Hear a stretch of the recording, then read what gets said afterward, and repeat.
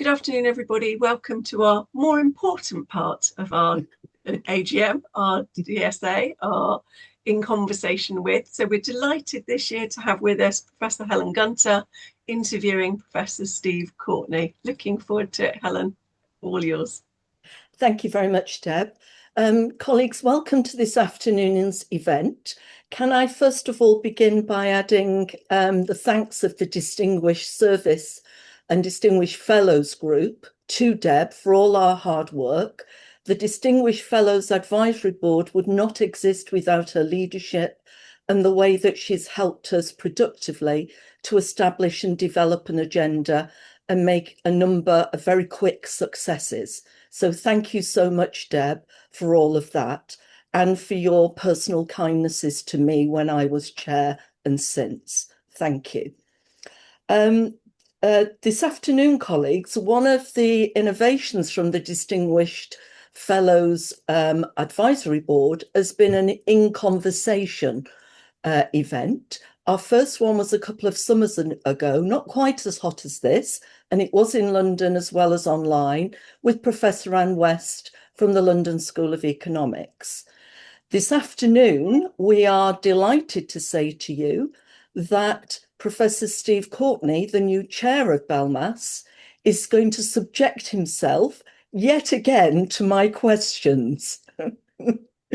So it's exhausting for the lad to have to deal with my emails, but at least today he's got the questions in person. I want to begin with an introduction. Steve is Professor of the Sociology of Educational Leadership at Manchester. His career began in schools where he graduated from the University of Leeds with a degree in French and Spanish, and you'll be thankful that he's going to speak in English this afternoon, I hope, though it does establish and increase his international credentials. And he taught TESOL and then modern language for 11 years in London schools, and he rose to be head of modern foreign languages and assistant head teacher.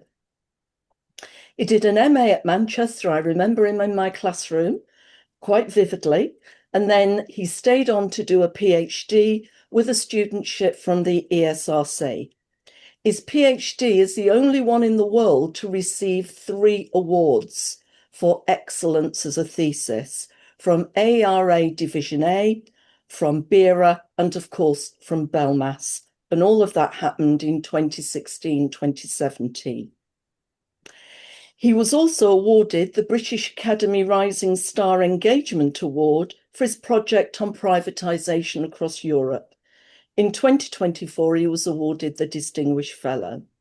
And as you know, on the 1st of January 2027, he takes up the role as chair. And what we thought we would do this afternoon is to give you some access to who Steve is in terms of his professional biography, his work and interests, and his enthusiasm and plans for BELMAS, and to build on the excellent work that Deb and the team have done over the last few years. So you're very, very welcome, Steve. At the end of the conversation, we will have the time for questions. Okay, Steve, I'm going to open with a biggie. Tell us about your professional biography. What is there that you need to tell us? Well, you've very kindly sketched out the headlines, Helen, so that's enormously helpful to me. So I suppose it's just for me to fill in some of the gaps, maybe. I did start as a TESOL teacher, and it was great. You know, it's such a super thing to start off doing. You get to travel, you get to find what it means to be a professional. You get to understand if education and teaching is for you, actually, when you start out on that pathway. And it really was. But there wasn't really a career trajectory in it that I could perceive then. I mean, from my perspective now, I see perfectly well how you would make a career in it, but I couldn't see it then. Traipsing around the French countryside, teaching business leaders English. So I came back to my alma mater of the University of Leeds to do my PGCE. And I was determined that I was just going to do it as a subject specialist. I was going to be a super duper French and Spanish specialist. and work in FE colleges probably. And I wouldn't sully myself with schools. But one teaching practice cured me of that delusion. And I found that schools were actually a really great place to be. And so I made 5 applications at the end of my PGCE to 5 different UK cities. And it just happened to be London that offered the first job interview and then the first offer. So I ended up fairly randomly in London and stayed there until 2009. So it was a great place to be hothoused as a leader, really. If you could find yourself in positions of responsibility really very quickly. So after just a couple of years, I was deputy head of year, where I learned importantly about the importance of clothes. None of these year 9s listened to me at all when they were herring around the dining room. So I went away, put on a suit, came back, and approximately 5% more of them listened to me. So there was definitely something in it. You know, the idea of professional identity as being something that pre-exists you, and you better step into it if you want to bring with you the authority of the role. But I couldn't think about it in those terms there. I didn't have that vocabulary. So that was a time when modern foreign languages was being made optional rather than compulsory, and just as I was becoming head of MFL. But our school never went for that, so we stuck with it. And the popular memory is that New Labour took away that compulsory element and it all crashed and burned. But it had been crashing and burning for ages before then. We used to disapply lots of students, ostensibly on a 1-by-1 basis, but actually, you know, it ended up being pretty large-scale disapplication. So there's whatever's going wrong in languages, and it's really not my place to enter into that debate now. It had been going wrong for a long time. But it was the time when my entire teaching career happened under New Labour. You know, I qualified in 99 and I was gone by 2010. So all of it was New Labour, really. And I am aware now of just how interventionist New Labour was. They funded, through the TDA, the Teacher Development Agency, they funded programmes to develop leaders. And so one of the most important ones was leading from the middle. I got onto that programme, got sent off, funded to learn how to be a middle leader. And at that time, I was really interested, as most of the participants were, in learning how to do it. And, you know, I'd suddenly gained this important role, line managing colleagues who were much older and more experienced than me. And I was interested in effectiveness. It was absolutely fascinating. I mean, we literally got given a sheet of what to say in certain situations when experienced but grumpy teacher number 1 said X to you. What were you going to say back? You know, it was that granular level of effectiveness training. But it did whet my appetite about what it meant to do leadership and be a good leader. And so ironically, a lot of us who came back from that middle leadership training ended up looking for senior leadership roles. And so I did. And was promoted to assistant head teacher in another school in charge of whole school development. And I never realised to what extent that,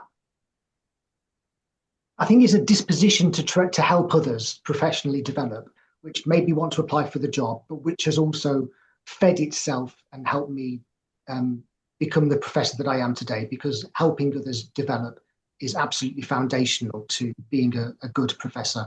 I had that in you, Helen, in your supervision and support, and it's something that I believe in passionately. Yeah. But that all changed really when I moved back to Manchester, and that was simply because my husband got diagnosed with fibromyalgia and we wanted a simpler life. We wanted to get out of London. So I was looking for deputy headship roles, didn't find one. It was 2009 and the financial crash had just happened, and schools, they didn't tighten up for very long, but they did tighten up that year. So the jobs weren't there. I wasn't getting the jobs. So I signed up for the Masters really to fill in a year on my CV, and just thought I would go back into senior leadership. But I never did. You know, as you say, the PhD happened, and then the lectureship, and you start down a pathway, don't you? And so Yeah. that's where I am. Thank you, Steve. Can I take you forward on that then? So you've explained how your practice generated interest in policy and leadership, and clearly doing a master's and then a doctorate located in that area demonstrates interest. What is it about education policy and leadership that interests you? Well, I started out, like so many others, just seeing policy as the landscape to what leaders do. It's the backdrop, it provides a list of activities or tasks that they should engage with. But it was my master's that changed my perspective on all of that fundamentally.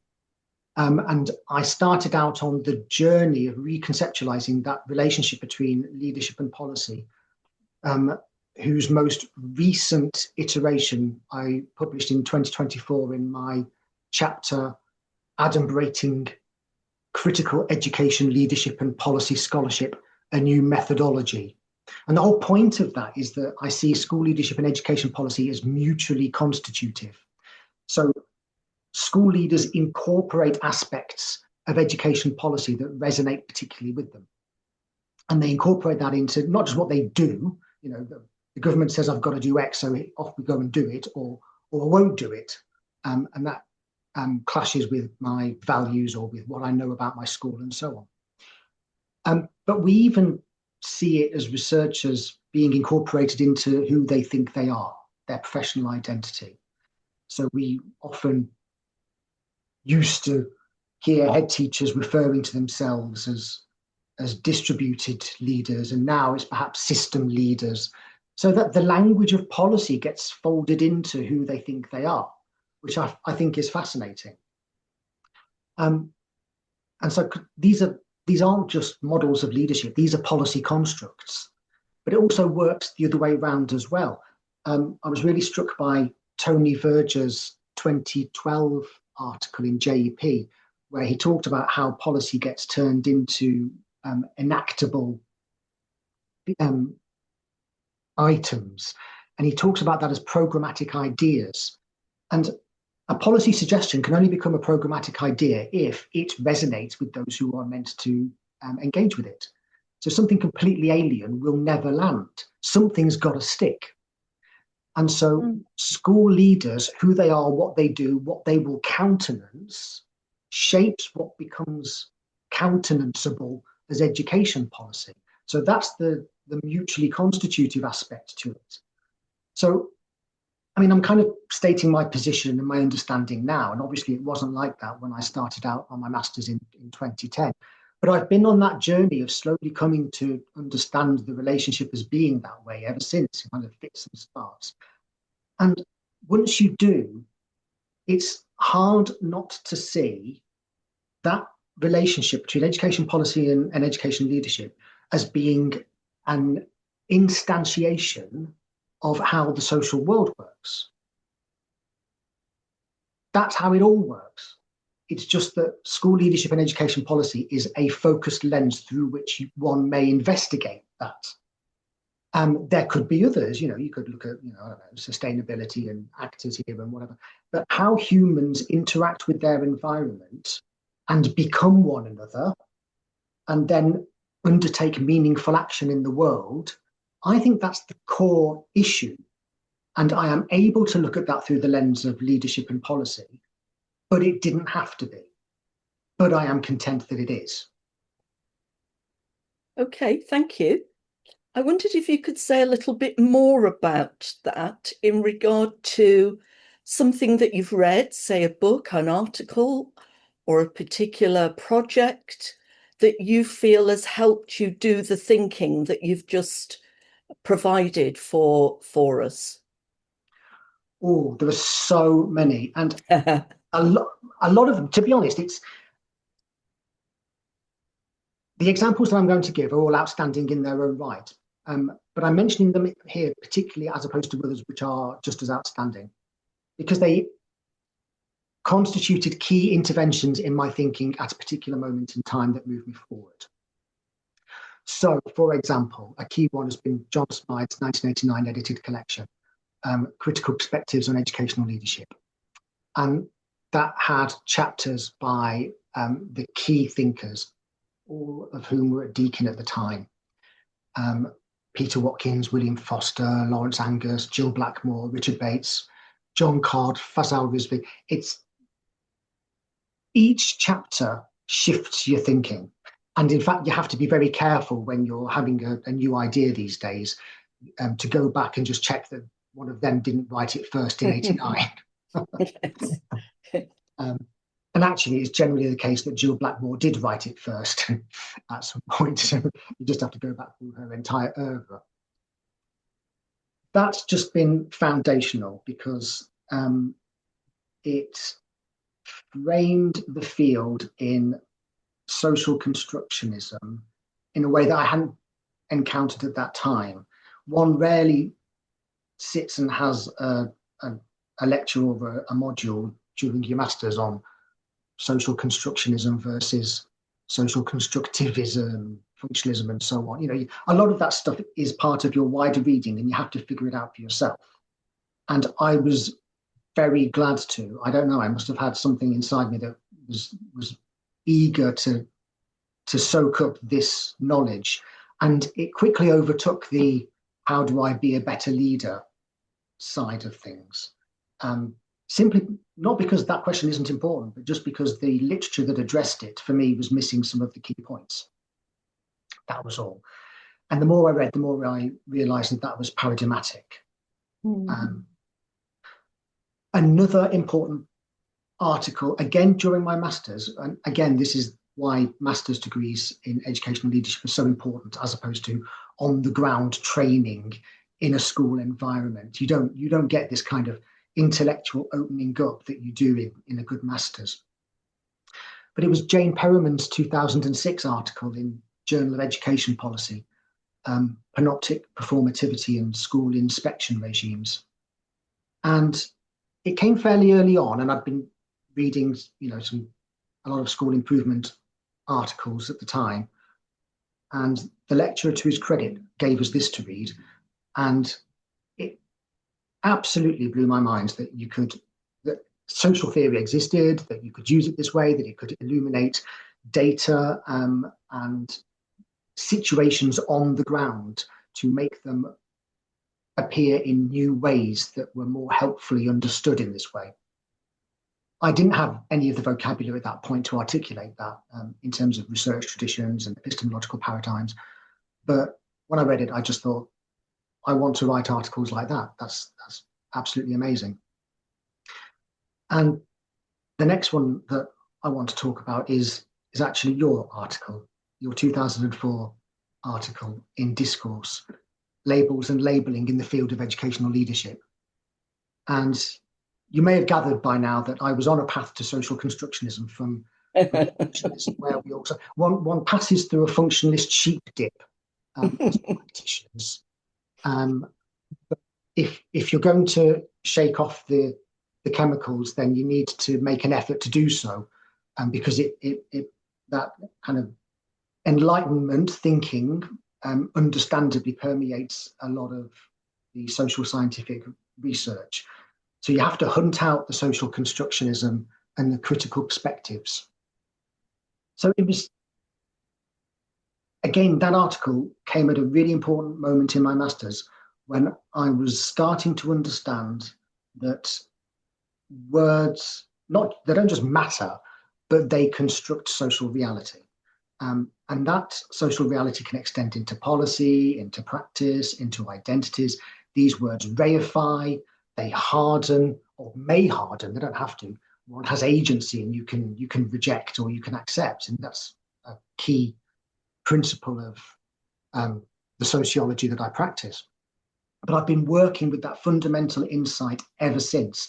And it's a golden thread that runs right through to that 2024 chapter that I described. Okay. Thank you for that, Steve.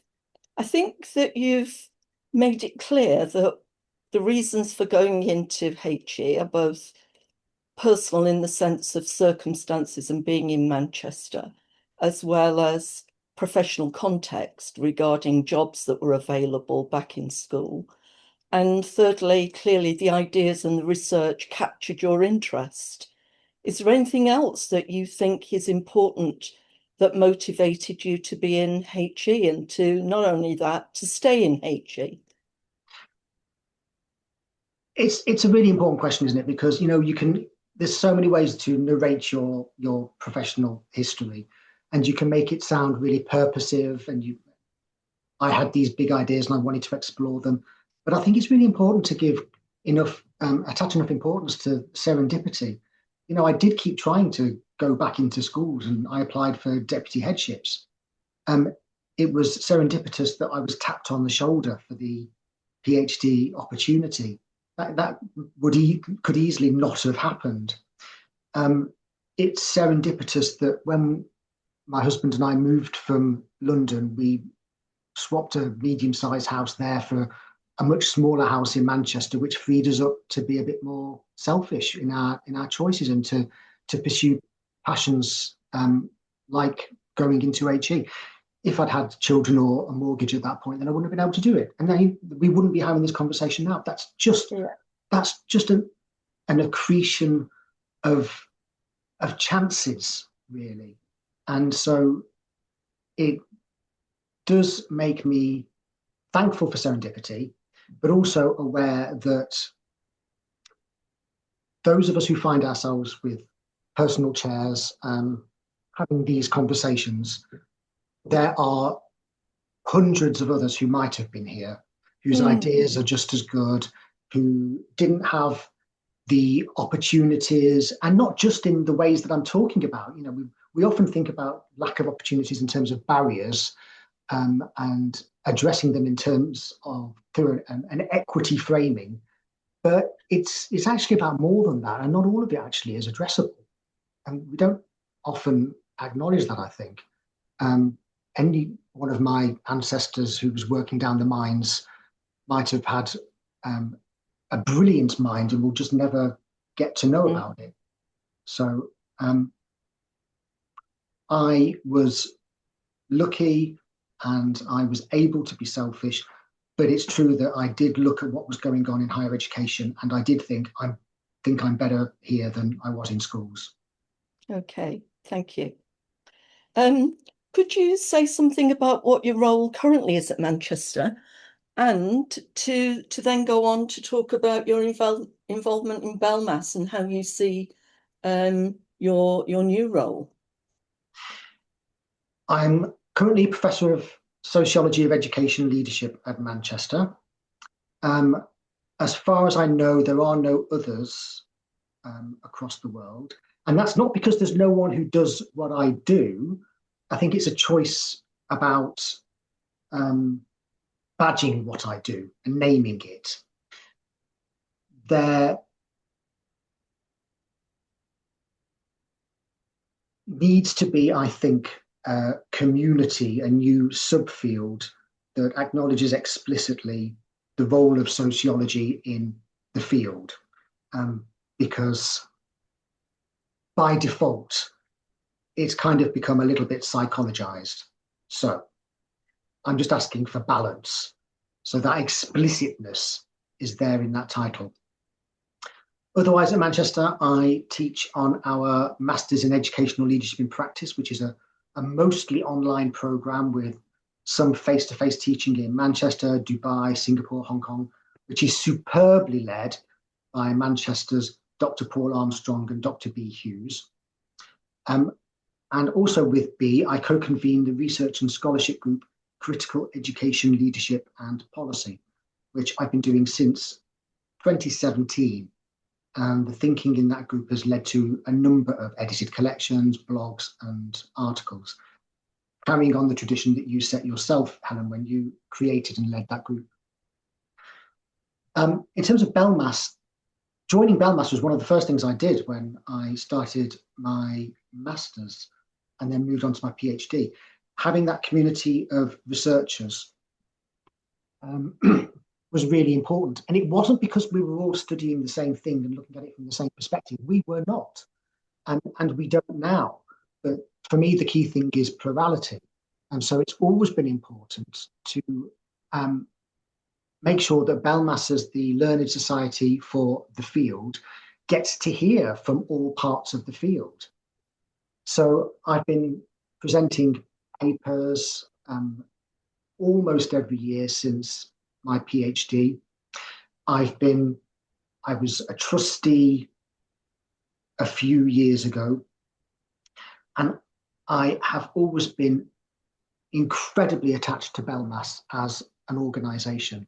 I think that its mission and its aims are not reproduced by anybody else.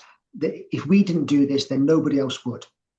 So I'm really keen on bringing the field together under BELMAS. It's by far the best vehicle that we've got to do this job. Why did I want to take on the chair role? Well, mostly because of that passion for BELMAS, which has only grown since I've been doing it, especially since I was involved in a trustee role. I think that there are some really important decisions that need taking now that we're in a very changed and changing sector and environment. The money that we have relied on up to now is decreasing, and so there's a real need for new creativity.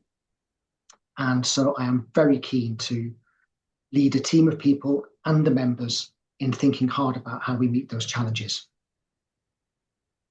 Okay, thank you very much.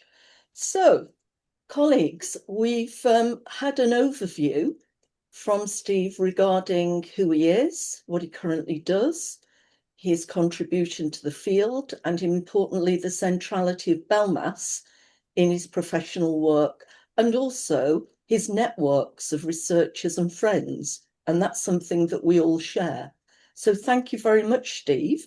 Can I now open up for questions? I've just had a look at the chat. I can't see anything, which is in one way very helpful to me because reading and listening at the same time is a big skill. So can people come on with and put their hands up, and we'll take it from there. Questions, thoughts, contributions? Dr. Hughes. Inevitably. Thank you so much, Helen, and thank you very much, Steve, for providing that super insight into both your career history and your kind of viewpoints for the future. My question really is about the future, and I would like you, if you could, to offer a critical overview of the field in general terms. You talked about psychologizing and you want to place sociology perhaps in the center of the field, but could you just give us a critical overview of where we are as a field and what things perhaps we need to be doing better or differently? I'm not sure that I want sociology to be at the center of the field, but I just think it deserves a place at the table. I'm perfectly content for people to do their research in ways that are meaningful to them and help move the field forward. But it is certainly true that critical research has not necessarily been seen as helpful. And so it's in a way, it's a kind of replay of the paradigmatic tensions that we've seen across education and in other fields too. The plea, therefore, is simply that all perspectives are heard and engaged with in order to make decisions as researchers. We've all got our place. We've all got strengths. If a government minister came to me tomorrow and asked for policy advice about what would be the best way to do X, the research that I've done, I'm not actually best placed to answer that question. We need those researchers who do engage with those sorts of questions, do that sort of research, and provide answers that are digestible and actionable by people who have a couple of years to make a difference before they're voted out. Of course, I understand all that. My election to this role is not a critical takeover of the field in any way. All perspectives are valued and useful. But it does mean, at least, that we will get to have a sociological and critical perspective heard at the table. And I think that that's important. But, you know, if you've read Helen's 2016 book, Mapping the Field, then you'll know that we don't just divide into psychologized and sociological perspectives on educational leadership. There's far more than that. There's really important humanist research that, for example, Professor Ribbins has been doing for many years, understanding what it's like to do the job from a certain perspective. There is critical research that isn't necessarily socially critical, of the sort undertaken for many years by Professor Peter Gron. The call, therefore, is for plurality. That's the key. All of those voices need to be heard. Thanks. Thank you, Steve. Ron, Professor Glatter.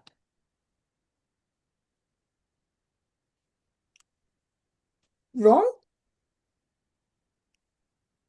Ron, you're on mute. Okay, right. Is that all right? Yes, okay? Thank you. Yeah, sorry about that. I want to say, first of all, I know from my experience that the best things come from Manchester. So I'm absolutely delighted. I should know that. You know, I had a wonderful period of time with Professor Bill Mackenzie and other people. Yes. Meeting Yes. my wife of nearly 60 years is also, you know, a great thing. That was in Manchester as well. So I'm delighted, and I look forward very much to your chairing, Steve. My question is this. How can we make BELMAS appear more relevant to the work of the very large number of educational leaders and budding educational leaders in the UK, and also to policymakers in the UK? And I ask that question thinking of two things in particular, two of the key concepts when people make judgments about what is important for them and their work in their life. Two of the most important things are context and perceived relevance. And how can we, if you like, you know, it sounds not perhaps the right word, but how can we sell BELMAS more effectively within the UK? Thank you, Ron. That's such an important question. And there aren't going to be easy answers, because if there was an easy answer, then we would have done it by now. It's not that any of my predecessors have been scratching their heads wondering, you know, oh, yeah, we're not going to do that. That's, of course, it's one of the foremost challenges of our times. So the main thing that we're going to do is put together a group of people to think seriously about this, dedicate actual BELMAS resources to the issue. This is going to be prompted as well by the fact that we can't have any complacency about income anymore with the decreasing amount of money from the SAGE contracts. Membership doesn't bring in an awful lot in comparison to that, but it does make sense to think very seriously about extending our membership to precisely those groups of school leaders that have hitherto escaped us. So that means that we need to change our offer to them. They need to know about who we are. Most of them have never heard of us. And so we need to, first of all, make sure or help to encourage them to have heard of us. We need new kinds of institutional membership that will enable large numbers of school leaders to get involved in one go at relatively little cost, so that if they move individually, they see the benefits of keeping an individual membership when they do move. And if we can get just 2% of such people to retain an individual membership after that, then already we're growing hugely our numbers of school leaders. Our policy relevant work, now that's always happened through the RIGs. So we need to have a look at what the RIGs are doing in order to encourage that. And it may be that some RIGs are more suited to it than others. In fact, it's certainly the case. You know, if you think about, for example, CPALs that I've co-convened for many years, then it's not as obviously policy actor facing as other of the RIGs, and that's absolutely fine. But where we do have potential and latent strength, we need to develop it. We also need to have that hat on when we consider what new RIGs to be developing. Is there a gap for rigs that explicitly aim at those sorts of outcomes, and what can we do to encourage that? We also need to, I think, to have expertise on the trustee board, so that perhaps through co-option, so that there's always somebody thinking with that hat on, what are we doing about this? So there's just a few of the ideas, but clearly it's going to be, I think, a case of incremental gains across a number of measures rather than saying, here's a silver bullet. Thank you, Stephen. Thank you to Ron for that question. Do you want to come back on anything, Ron? No, yes, I mean, the only thing is that Steve used the word schools and school leaders, but of course we're also talking about FE institutions, universities, preschool and so on as well, but I'm sure he's aware. But I just thought I'd just make that point. Well, thank you for that clarification, or correction, let's call it what it is. And that's why it's so important to have diversity on the trustee board. So that there are people there who can think, no, we need also to think of this, we need also to think of that. What about this? Descending into groupthink is the enemy of a lot of boards. Okay, thank you. I think the next hand up is Deb.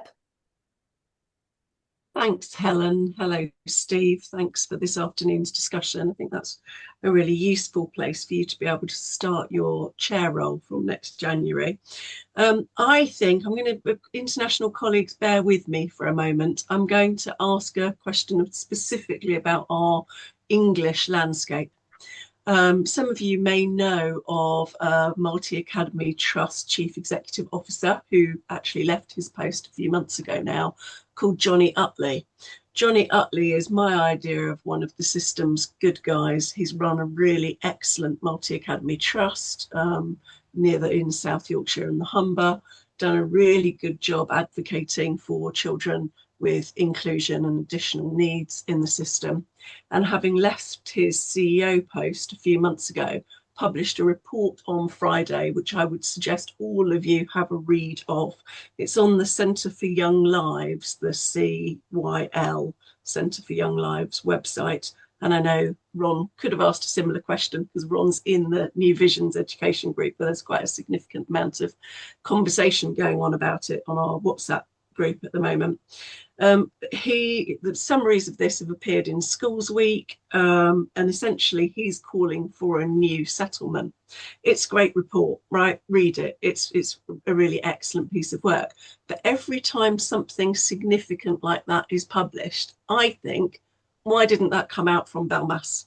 How do we get those sorts of reports to give us traction, given that we are the space where that educational research is carried out, Steve? Because I've been trying to do that for 3 years and I haven't managed it. And I've had various conversations with Ron along the lines that he's just had with you. And that kind of remains my frustration, really. I think we are better evidence informed. I take a range of exceptions with the term for a start, but I think we're better evidence informed than most of the other, if not every single other organisation out there in terms of education, leadership and policy. And yet getting that traction has eluded me. This is a much bigger question than it first appears. To what extent is a learned society an activist organisation that takes a position on any given topic? And to what extent does it reflect the diversity of views of its members on that topic? I think there's a really fine line to tread here. We can issue statements on whatever we want and publish reports that we think are making a positive contribution to the debate that we actually find are perhaps insulting to some of our members who reasonably have different positions on this. I wonder whether BELMAS is actually a forum where positions are generated based on research and where we host them and we debate them, rather than stating a position that belies an activist stance. Now, that is an open question, actually. That is something to be debated, and I am really happy to take members' views on that. So that's not a settled issue at all, but I do want members to be aware of the underlying debate that that sort of question generates. Yeah, I completely agree. Deb? Yeah, I completely agree with that, Helen. I think that is the right response, really. So I suppose I should rephrase my question to say, how do we make sure those people, when they're publishing these reports, reference BELMAS and the work that goes in across our society on behalf of our members to give the organisation that wider traction?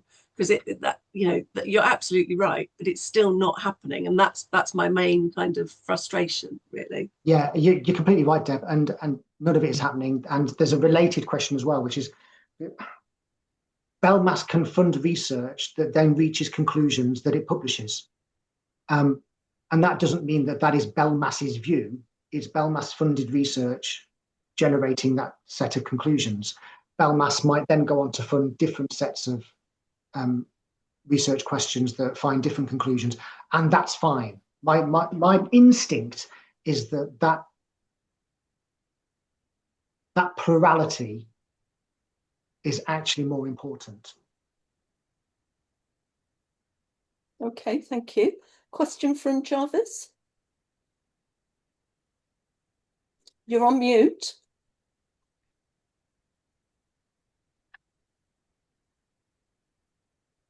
Sorry about that. I didn't want to unmute. Hi, Steve. Just kind of picking up the thread of that discussion, really, which is a really interesting one.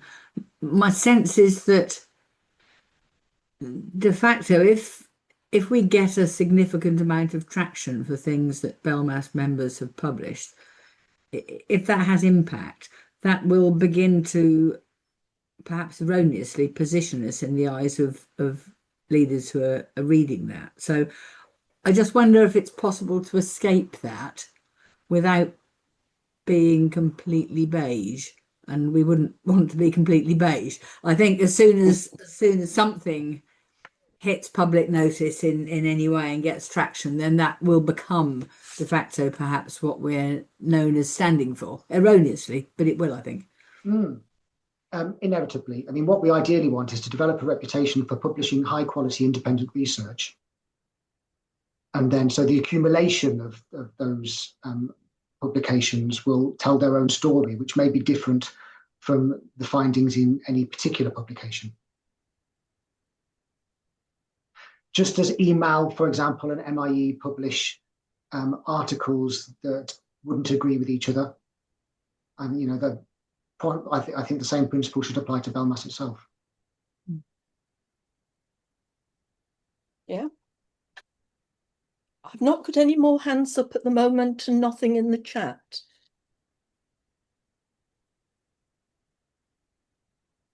Jarvis, do you want to come back on that? Yeah, sorry, I should change my label. I'm Sal. Steve knows that. Right. But Sal, then. Yes. No, I think that's a fair comment. I think there's I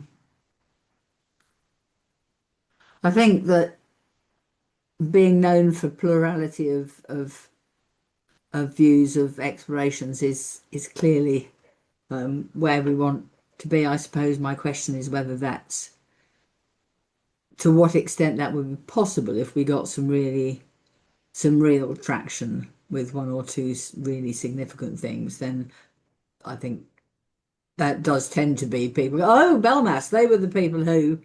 Yeah. And so if the plurality is the aim, then I think we will need to work really hard as a society to make sure that that is the bit that shines. Yes, and so we shall. I just come in on the end of there, because I think you're right, Sal. I think one of the problems here is we always have other titles, other areas, other people, other places that need acknowledgement. So if you're an academic doing that research, it's your workplace and positioning. So there are lots of other labels that people have before that, in front of, if you like, that BELMAS label. So it's hard to then work out where that BELMAS research is, as opposed to, oh, the ESRC funded research that was published in BELMAS, or the University of Manchester research that was published in BELMAS, or the, you know, so it's that kind of pecking order. So that's the grit, I think, for me. It's about prioritizing the BELMAS in that process, which is it's a you know, an ongoing challenge, really. Thanks, Deb. And let the answer to this series of really important questions reassure members. You all know perfectly well that I do take a position on lots of issues in educational leadership and policy. And those have been made clear through many of my publications. But I don't think that BELMAS is me. I think BELMAS is bigger than me and different from me, and it should operate to different principles. Okay, thank you. Still no more hands up at the moment.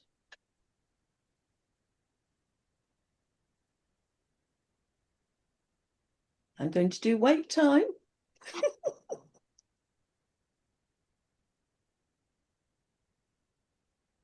Okay, I've always found wait time difficult. And Steve, is there anything that you've not had the chance to say this afternoon? A bit like an interview. You've got the job, by the way. Is there anything that you've not had the chance to say that you want to say? Only that I'm enormously grateful to you all for showing up to today's In Conversation With. It's been an absolute pleasure to have the opportunity to meet you all in these thumbnails, and to have a chance to start to talk about some of what's going to happen over the next few years. And also to underline that it's obviously a collaborative process. I want to hear from you as members. I think that it's really important that we do this together. The role of chair gets a lot of accolade, you know, maybe it's a throwback to the old heroic leadership models that kind of snap into default. But actually, we're going to do this together. So get in touch, contribute your ideas. Okay, thank you. There is a comment here from Lizana. I think, oh, it's moving. I think we're starting to do work around that with DSA funding and projects currently being led by Andrew Wilkins, for example. I think it's always important to think how we can do the work in terms of who we partner with to enable us to produce reports on key issues, for example. So I think that's an interesting contribution there, that the Distinguished Fellows Advisory Board has funded a project this year led by Andrew at Goldsmiths. And we recognised when we did the work on that there are some really exciting projects in the field. Unfortunately, we didn't have enough money to fund them. And so we do know increasingly what's out there, and the plurality, as Steve talked about, in relation to project focus and methodology and methods and different ways in which they are conceptualized. So we've got a number of points made that are thanking you, Steve, for your contribution this afternoon and sharing your story and making your position clear. As we come up to 2 o'clock, can I conclude by saying thank you as well? And can I ask people here, or people who are not here, but you can communicate to them, if you've got an idea for who we might have for the next In Conversation, would you please email me with that at my Manchester address? That would be really helpful. We're always interested in a range of different people who can come and talk to us. In conclusion, Steve, can I thank you for making your position clear and interesting and optimistic for us. In many ways, listening to your story, there are people in this community this afternoon know that I came round with my microphone in the mid-90s capturing through interview people's professional biographies for my doctoral studies, and what you were talking about in terms of the decisions you made, your career, serendipity, the role of your private life with your partner, and so on and so forth. That is so part of our field. It what enriches us, I think, as people who are part of BELMAS and bring to BELMAS a plurality of experiences, but they're all committed to research integrity and scholarship. So thank you so much, Steve. You've been brilliant. Thank you. See you all again soon, colleagues.